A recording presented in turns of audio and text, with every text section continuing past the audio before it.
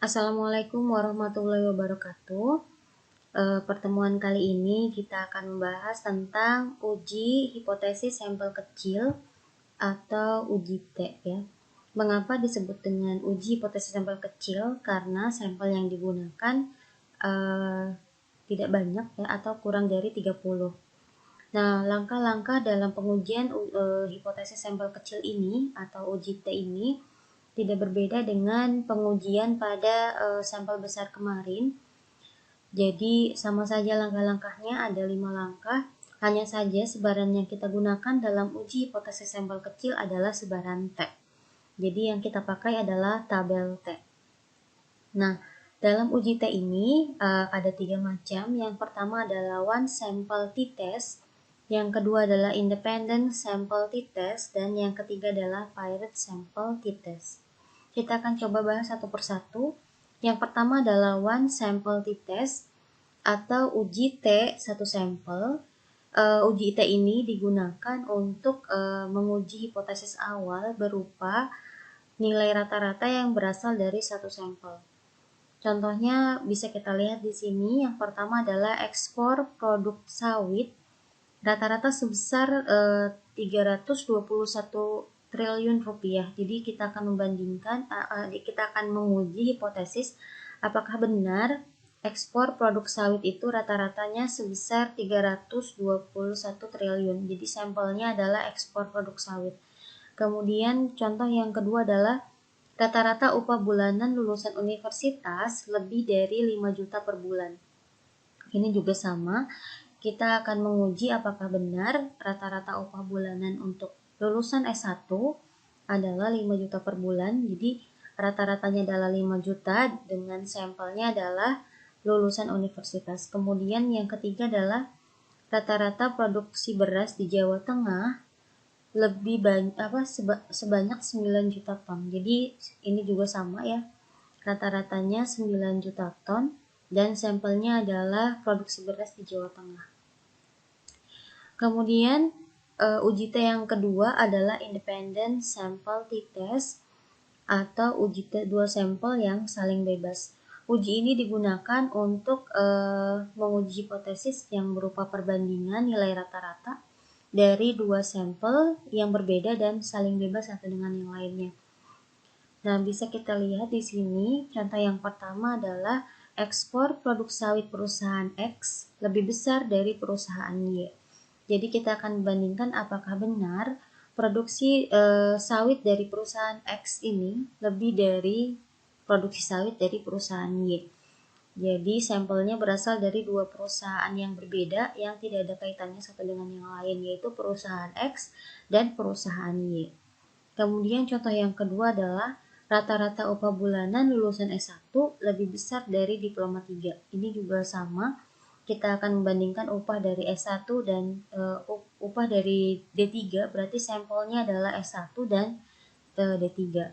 Kemudian yang ketiga adalah rata-rata produksi beras di Jawa Tengah sama besar dengan produksi di Jawa Barat dan Banten. Ini juga sama, kita akan bandingkan rata-rata produksi beras yang berasal dari sampel di Jawa Tengah dan sampel yang berasal dari Jawa Barat dan Banten. Jadi dua sampel yang kita pakai dalam pengujian ini adalah dua sampel yang tidak ada kaitannya sama sekali atau saling berbeda gitu ya. Kemudian yang ketiga adalah paired sample t-test atau uji T dua sampel berpasangan. Nah, uji T ini digunakan untuk menguji hipotesis berupa perbandingan dua nilai rata-rata yang berasal dari data berpasangan. Nah, data berpasangan ini bisa berupa satu data yang sama hanya diambil dua kali gitu. Berasal dari satu sampel yang sama hanya diambil data dua kali. Contohnya adalah kita akan membandingkan nilai rata-rata UTS dengan UAS dari kelas 4M manajemen, apakah ada perubahan atau tidak ada perubahan. Jadi sampelnya tetap sama, yaitu 4M manajemen, hanya datanya kita ambil dua kali, yaitu data UTS dan data UAS. Kemudian yang kedua adalah rata-rata produktivitas pegawai meningkat setelah diberikan pelatihan. Ini juga sama, Sampelnya adalah pegawai, hanya datanya kita ambil 2 kali, yaitu data sebelum pelatihan dan data sesudah pelatihan. Apakah memang benar meningkat atau malah menurun atau sama saja, seperti itu ya. Kemudian yang ketiga adalah berat badan mengalami penurunan setelah melakukan diet ketat selama 1 bulan. Ini juga sama, kita akan mengumpulkan satu sampel orang-orang yang ingin melakukan diet, kemudian kita ukur berat badannya, berat badan sebelum diet, dan kemudian dalam 1 bulan mereka melakukan diet ketat. Kita ukur lagi setelah diet apakah memang ada perubahan berat badan atau tidak ada perubahan, seperti itu ya. Jadi akan kelihatan. Ini disebut dengan paired sample t-test atau uji T berpasangan. Jadi ketiganya bisa dibedakan ya, bagaimana one sample t-test, kemudian bagaimana independent sample t-test, dan paired sample t-test.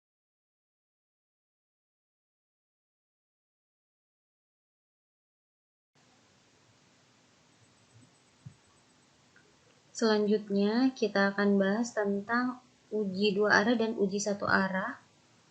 Sebenarnya ini sudah ya, uji 2 arah itu apa, uji 1 arah itu apa. Hanya saja kita review lagi karena masih banyak yang bingung apa perbedaan dari kedua uji tersebut. Nih, yang pertama untuk uji 2 arah bisa kita lihat kata kuncinya di sini adalah kata sebesar. Otomatis hipotesis yang kita gunakan adalah sama dengan dan tidak sama dengan. Jadi kalau ada kata-kata sebesar, maka penulisan hipotesisnya adalah sama dengan dan tidak sama dengan. Kemudian untuk uji 2 arah 1 sampel bisa kita tuliskan seperti ini. H0 adalah mu sama dengan 321, dari sini ya sampelnya. Dari sini nilai rata-ratanya. Kemudian H1-nya adalah mu tidak sama dengan 321. H0 selalu bentuknya sama dengan, dan H1 adalah kebalikan daripada H0. Kemudian rata-rata produksi yang kedua adalah rata-rata produksi di Jawa Tengah sama besar dengan produksi di Jawa Barat, Banten. Ini juga sama. Jadi ada 2 sampel, kita akan membandingkan apakah memang sama atau tidak. Maka penulisannya seperti ini.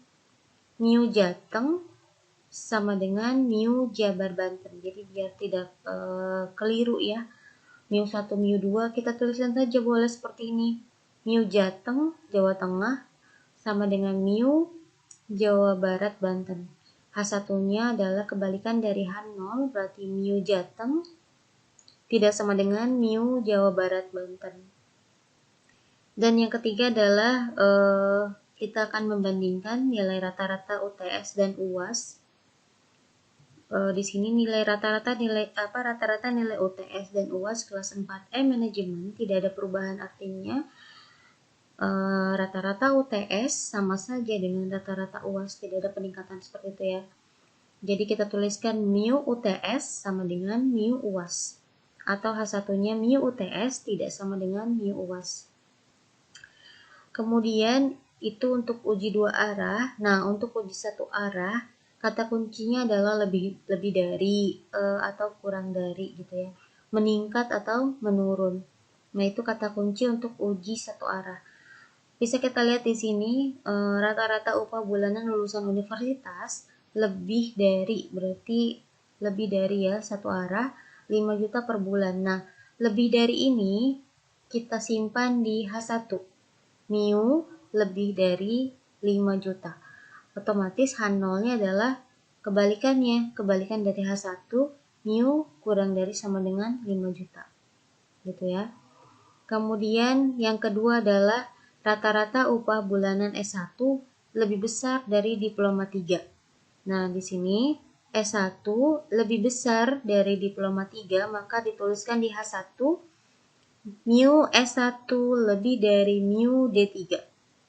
Maka H0-nya adalah kebalikan dari H1. Berarti mu S1 kurang dari sama dengan mu D3. Dan yang terakhir adalah berat badan mengalami penurunan setelah melakukan diet ketat selama 1 bulan. Berarti kita tuliskan di H1 mu sesudah kurang dari mu sebelum, atau mu sesudah lebih kecil dari mu sebelum, kan berat badan sesudah lebih kecil dari berat badan sebelum diet. Maka H0-nya adalah mu sesudah lebih dari sama dengan mu sebelum, gitu ya. Jadi itu adalah review untuk uji dua arah dan uji satu arah. Jadi untuk mengetahui apakah dia uji dua arah atau uji satu arah, lihat kata kunci dari hipotesisnya. Biasanya saya gunakan kata-kata sebesar, sama besar, atau tidak ada perubahan untuk uji dua arah. Namun untuk uji satu arah, kata kuncinya adalah lebih banyak, lebih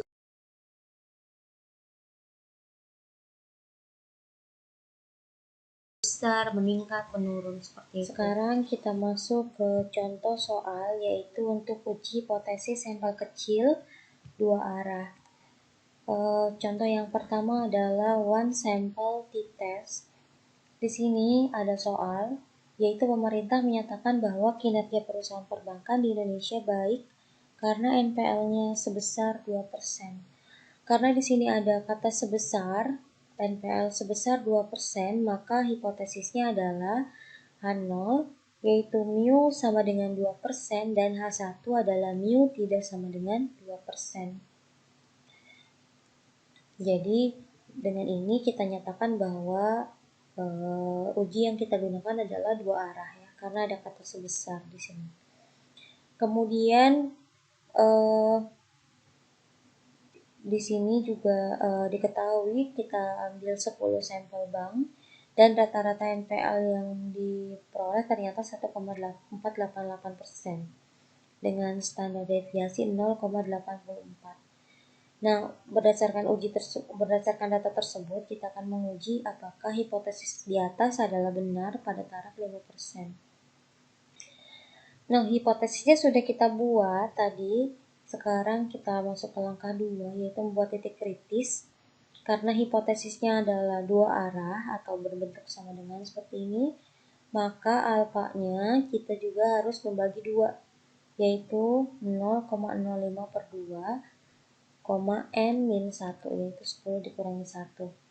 Sehingga diperoleh T 0,025,9, yaitu 2,228. Langkah ketiga adalah mencari nilai T hitung, yaitu T sama dengan X bar min mu per S akar N, dibagi akar N ya. X barnya sudah ada di sini, 1,488 dikurangi mu-nya adalah 2, kemudian S-nya adalah 0,84 dibagi akar dari N-nya yaitu 10. Hasilnya min 1,92. Nah, untuk menentukan daerah keputusan, karena titik kritisnya tadi dibagi 2 atau ini adalah uji dua arah, maka daerah tolak H0-nya juga ada di dua sisi, yaitu sisi kiri dan sisi kanan.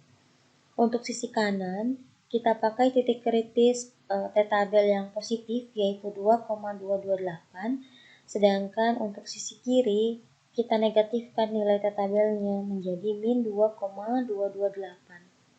Setelah itu, tempatkan nilai T hitung yang kita peroleh tadi, yaitu min 1,92. Ternyata dia berada di daerah terima H0. Sehingga keputusannya adalah nilai T hitung berada di daerah terima H0, maka kesimpulannya adalah cukup bukti untuk menyatakan bahwa NPL sebesar 2%. Jadi mu sama dengan 2% kita terima. Jadi keputusannya adalah NPL memang benar sama dengan 2%. Kemudian masuk ke contoh independent sample t-test. Untuk independent sample t-test kita akan membandingkan dua mesin, yaitu mesin A dan mesin B.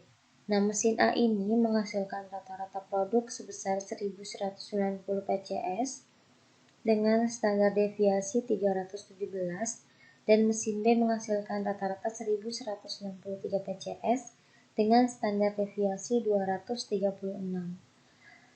Nah, sampel yang dilakukan, pengamatannya dilakukan selama 7 hari berturut-turut.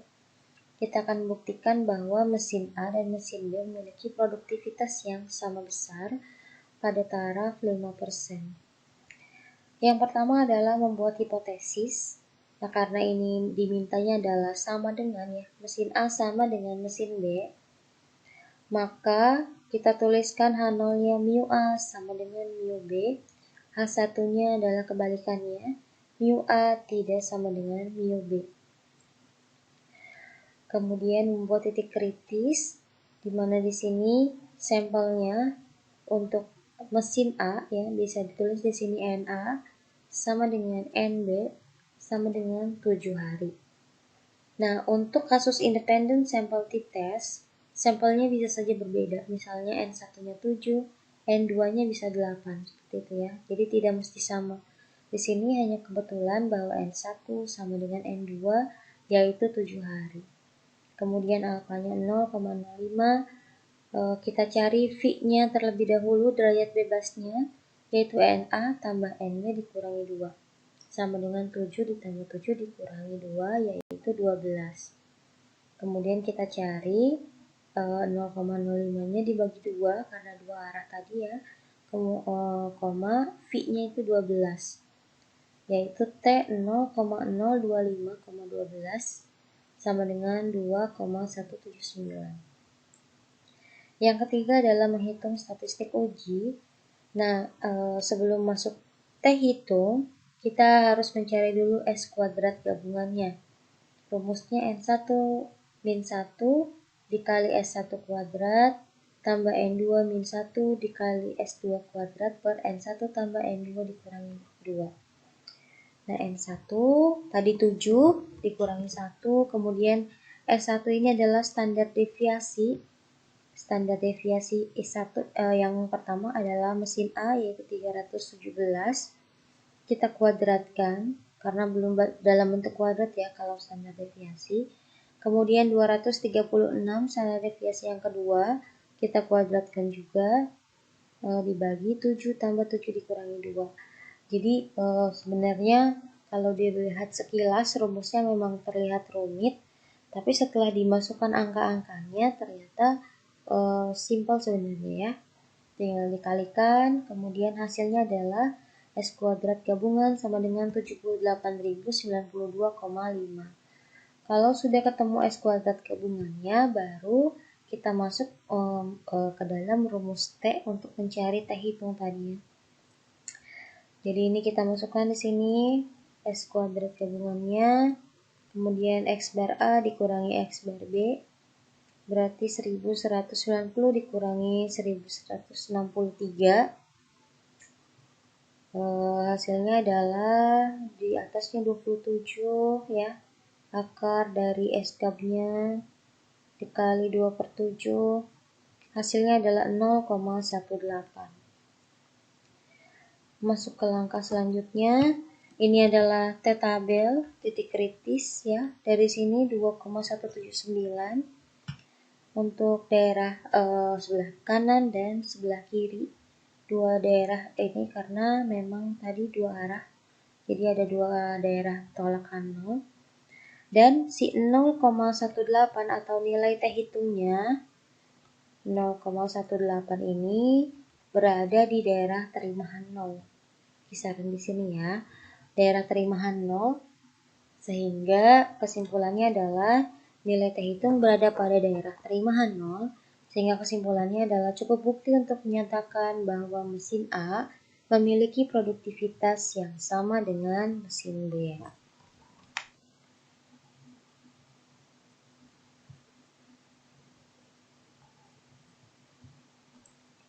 Kita masuk ke contoh yang terakhir, yaitu parent sample t-test. Di sini ada sebuah perusahaan mengadakan pelatihan pada 7 orang karyawannya di bagian produksi untuk mengurangi tingkat kerusakan saat melakukan pemotongan bahan baku produk. Nah, di sini ada catatan dari 7 orang tersebut. Di sini ada nilai kesalahan pemotongan sebelum pelatihan dan kesalahan pemotongan setelah pelatihan. Dan uji hipotesisnya adalah kita akan melihat apakah kesalahan pemotongan sebelum dan setelah pelatihan masih sama atau tidak ya. Maka hipotesis yang kita buat pada langkah pertama adalah H0, yaitu mu sebelum sama dengan mu sesudah. Dan H1-nya kebalikannya, yaitu mu sebelum tidak sama dengan mu sesudah. Kemudian taraf nyatanya adalah titik kritisnya 0,05. Karena ini uji dua arah, maka nilai alfa harus kita bagi 2, n-1, sehingga di sini 0,05 per 2,7 dikurangi 1 sampelnya ya. Sehingga T 0,025,6, ini kita lihat di tabel T, yaitu 2,447. Masuk ke langkah ketiga, yaitu menghitung statistik uji. Sebelum kita menghitung nilai T, kita harus mencari nilai SD dulu atau standar deviasi dari kedua data tersebut. Nah, dalam rumusnya diminta sigma D kuadrat dan sigma D dikuadratkan. Oleh karena itu kita cari dulu nilai sigma D dan sigma D kuadratnya. Nah, D ini adalah nilai sebelum dikurangi nilai sesudah. Dari mana D-nya ini tahunya? Dari sini ya. Sebelum, sesudah, atau sebelum, setelah, maka D-nya adalah sebelum dikurangi setelah. Ini adalah nilai-nilainya dari karyawan 1 sampai dengan karyawan 7. Kemudian selisihnya atau dikurangi ya, 9 dikurangi 6, dan seterusnya. Kemudian di bawah ini kita jumlahkan. Sigma D-nya sama dengan 17 ya. 3 tambah 3 tambah 1 tambah 3 tambah 2 tambah 2 tambah 3 sama dengan 17. Kemudian D kuadrat ini adalah kuadrat dari D-nya. D-nya kita kuadratkan satu persatu. Dari data pertama sampai dengan data ke-7 dikuadratkan. Kemudian dicari sigma D kuadratnya, yaitu sama dengan 45. Kita jumlahkan ya, dari atas sampai bawah sini. Nah, setelah ketemu, baru kita masukkan ke dalam rumus. Sigma D kuadratnya adalah 45, dan sigma D dikuadratkan. Sigma D-nya adalah 17, kemudian kita kuadratkan. Jadi beda ya, ada sigma D kuadrat dan ada sigma D dikuadratkan. Kemudian ini nilainya kita masukkan 17 kuadrat, yaitu 289 per 7 per n ya, dibagi n-1. Kemudian hasilnya adalah 0,787. Kalau sudah selesai, baru kita masuk ke menghitung nilai T. Rumusnya adalah T sama dengan D topi dikurangi D0 per SD dibagi akar N. SD-nya sudah kita temukan dari sini 0,787, N-nya adalah 7, kemudian D topinya adalah rata-rata sebelum dikurangi rata-rata sesudah. Jadi 7,86 dikurangi 5,43, yaitu 2,43 per 0,787 dibagi akar dari 7, yaitu 2,64. Hasilnya adalah 8,17. Kalau sudah ketemu T hitungnya, kita masuk ke langkah selanjutnya, yaitu menentukan daerah keputusan. Nah, ini adalah titik kritis 2,447 sebelah kiri dan sebelah kanan, karena memang dibagi 2 ya nilai T-nya.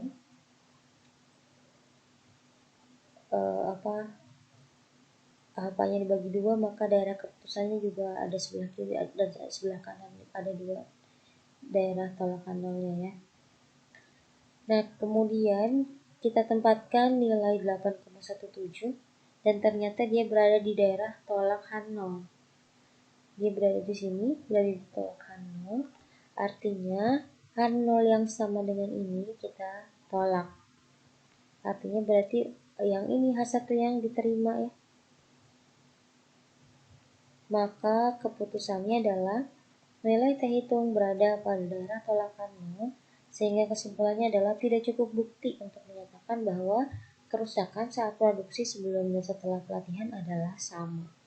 Jadi ini kita tolak yang sama dengan yang ini yang kita pakai H1-nya, sehingga dikatakan bahwa tidak cukup bukti untuk menyatakan bahwa mu sebelum sama dengan mu setelah, atau kerusakan yang terjadi sebelum pelatihan sama dengan kerusakan yang terjadi setelah pelatihan.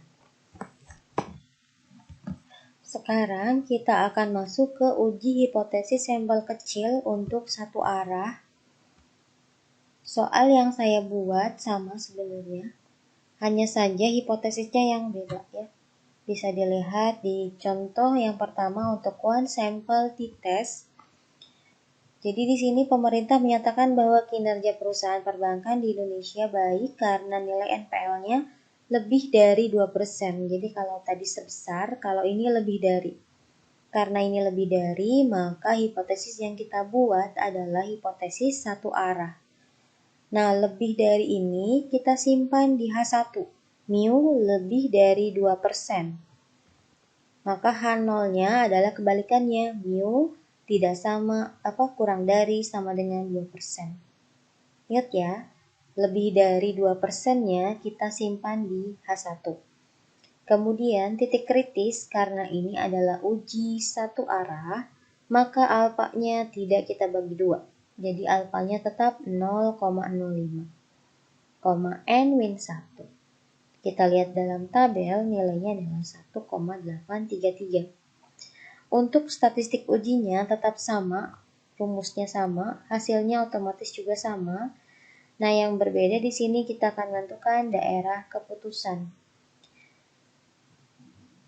Daerah tolak H0 yang diarsir adalah daerah sebelah kanan. Nah, lihat di sini mu lebih dari, kita pakai yang dipakai adalah sisi kanan. Kalau kurang dari, yang dipakai adalah sisi kiri. Karena hipotesis H1-nya adalah lebih dari, maka kita pakai sisi kanan. Yang diarsir adalah daerah tolak H0 atau bisa disebut juga dengan terima H1. Jadi kalau tolak H0 otomatis H1 kita terima. Sedangkan yang tidak diarsir ini adalah daerah terima H0 atau tolak H1. Jadi kalau H0 kita terima, maka H1 kita tolak. Nah, kita buat titik kritisnya dari sini 1,833 ya. Kita tempatkan nilai T hitungnya min 1,92. Dia berada di daerah terima H0. Berarti H0 yang diterima dan otomatis H1 ditolak. Sehingga kesimpulannya adalah nilai T hitung berada di daerah terima H0 atau tolak H1. H1 kita tolak, maka kesimpulannya adalah belum cukup bukti untuk menyatakan bahwa NPL lebih dari 2%. Seperti itu ya. Kemudian contoh yang kedua adalah independent sample t-test. Soalnya sama, yang saya bedakan hanya di bagian hipotesisnya. Di sini kita ingin menguji apakah mesin A lebih baik dari mesin B atau produktivitasnya lebih baik ya, lebih banyak dibandingkan dengan mesin D. Nah, karena lebih baik di sini mesin A lebih baik dari mesin B, maka saya buat di H1 mu A lebih dari mu B. Sedangkan H0 adalah kebalikannya. Kemudian kita masuk ke langkah 2 membuat titik kritis. Nah, kita akan mencari nilai V-nya dulu, derajat bebasnya ya, sama dengan yang tadi.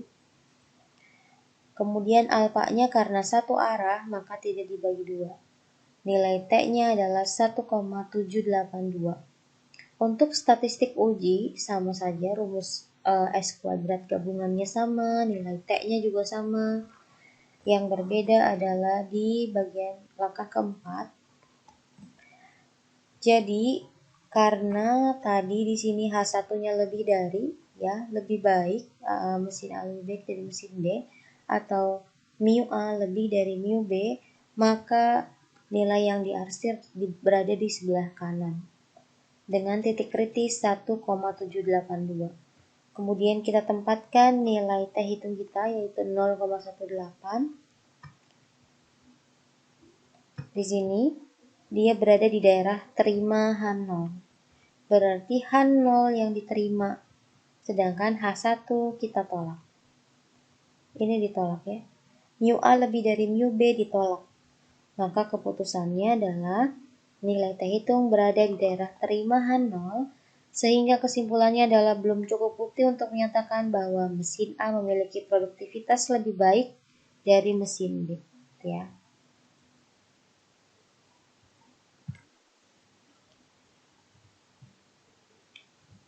Masuk ke contoh yang terakhir untuk uji satu arah, yaitu Pirate Sample T-Test. Datanya tetap sama, yaitu kesalahan pemotongan produksi sebelum pelatihan dan setelah pelatihan. Hanya saja hipotesisnya adalah apakah kerusakan saat produksi setelah dilakukan pelatihan lebih sedikit dari sebelum pelatihan. Nah, maka karena yang diminta adalah setelah pelatihan lebih sedikit dari sebelum pelatihan, maka saya tuliskan H1-nya adalah mu setelah kurang dari mu sebelum, atau mu setelah lebih kecil dari mu sebelum, dan H0-nya adalah kebalikannya. Kemudian menentukan taraf nyata, alfanya 0,05 ya, tidak dibagi 2. Kemudian 7 kurangi 1 karena sampelnya adalah 7, yaitu 6. Di sini nilainya adalah 1,943 dari tabel T. Setelah itu masuk ke langkah 3, kita menghitung statistik uji. Datanya sama, hanya saja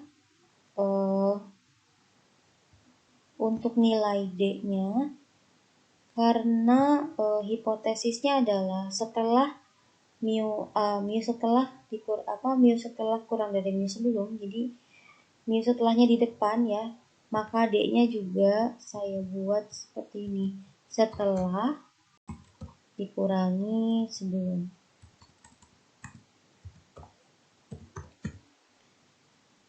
Setelah dikurangi sebelum, maka hasilnya minus ya.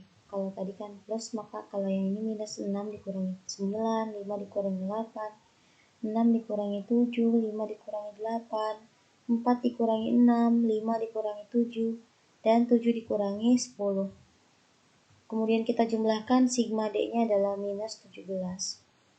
Nah, untuk D kuadratnya tetap sama hasilnya, karena kalau dikuadratkan minus maupun plus dikuadratkan hasilnya akan plus.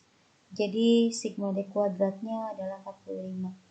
Sebenarnya untuk SD ini tidak ada perubahan, karena sigma D ini walaupun berbeda nilainya dengan yang tadi, kalau tadi 17, kalau ini jadi minus 17, tapi kemudian akhirnya akan dikuadratkan juga, maka di sini akan tetap 289, hasilnya akan sama ya. Jadi saya tuliskan di sini 0,787. Nah, kalau sudah ketemu, kita akan masuk mencari nilai T hitung. Nilai T hitung ini sama dengan D topi dikurangi D0 per SD dibagi akar N. Nah, untuk D topi, kalau tadi kan sebelum dikurangi sesudah, kalau ini adalah sesudah atau setelah dikurangi sebelum. Jadi 5,43 dikurangi 7,86. Sedangkan yang bawahnya tetap sama. Maka ini hasilnya negatif ya, karena 5,43 dikurangi 7,86 minus 2,43, maka hasilnya juga ujungnya ada minus 8,17. Jadi kalau yang tadi positif, kalau yang ini hasilnya negatif. Jadi saya bandingkan Pirate Sample T-Test dengan uji 2 arah dan uji 1 arah, beda ya. Kalau uji 2 arah tadi positif, maka untuk uji 1 arah hasilnya adalah negatif karena bentuk hipotesisnya beda. Kalau tadi kan sebelumnya ada di sini, setelahnya ada di sini. Kalau ini setelahnya ada di depan, sebelumnya ada di sini. Jadi dibalik gitu ya. Maka nilainya juga minus 8,17. Nah, setelah itu, karena di sini mu setelahnya kurang dari mu sebelum, maka daerah keputusannya ada di sebelah kiri, seperti ini. Ya, ada di sebelah kiri, berarti yang kita pakai adalah minus 1,943. Setelah itu kita tempatkan nilai T hitung yang kita miliki, yaitu minus 8,17, sehingga kesimpulannya adalah nilai T hitung berada pada daerah tolak H0 Sehingga kesimpulannya adalah cukup bukti untuk menyatakan bahwa kerusakan saat produksi setelah pelatihan lebih sedikit dibanding dengan sebelum dilakukan pelatihan, ya. Jadi itu bedanya antara uji T satu arah dan uji T dua arah. Kemudian uji T untuk one sample, independent sample, dan pilot sample. Jadi materi uji T sampai di sini ya. Terima kasih atas perhatiannya. Assalamualaikum warahmatullahi wabarakatuh.